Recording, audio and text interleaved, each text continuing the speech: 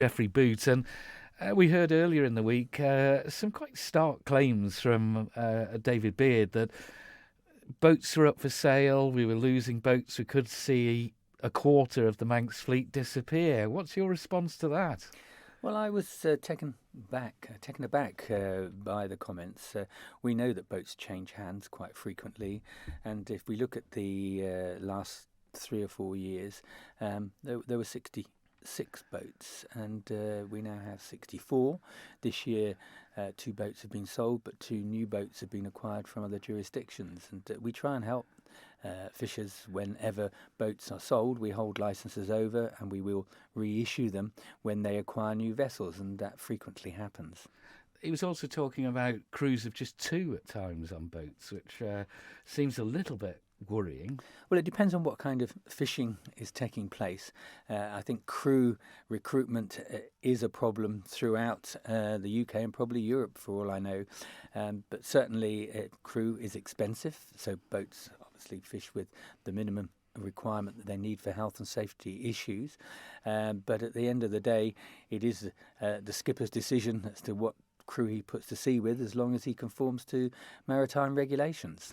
Obviously, the fishermen have got to make a living. At the same time, we've got to conserve stocks. It's a fine balance, isn't it? It's a very fine balance. This year we faced 2 conundrums, one with the Queen Scallop fishery and then with the King Scallop fishery, where I looked to the independent Scallop Management Board to give me advice on what they believe is sustainable. This year the Queen Scallop fishery did finish early, but it was fished or prosecuted mainly off Douglas, and a lot of the areas surrounding the island, territorial sea, they have large juvenile populations which haven't been disturbed, and this gives us good opportunities going forward to spatially manage the fishery and hopefully improve stock levels. And the King Scallop fishery, we know that they are not in as abundant supply as they used to be. So we've tried very hard this year, working with the Scallop Management Board, to set limits that are realistic so that we end up with a manageable and sustainable population going forward. Is there anything the department is looking at that... There's this impression that the fishing industry on the island's a bit depressed at the moment. Is there a way that we can make it more attractive to people? Well, I agree. A core traditional part of Isle of Man life. It is indeed, and that's why this year we majored on new diversification grants. And initially we were told no one would take them up, but I'm pleased to say we've had 15 applications to date, and they're going forward, and they're looking at diversifying into other fisheries. Nethrops, for instance, that's prawns, squid, whitefish, maybe even herring. So there are opportunities out there.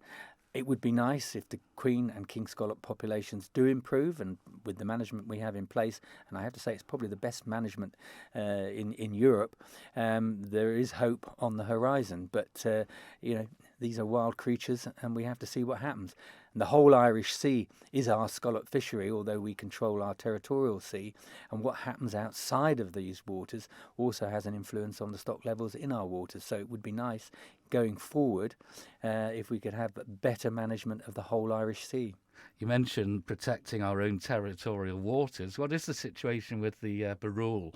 Because it is under target, it seems, from a recent answer in...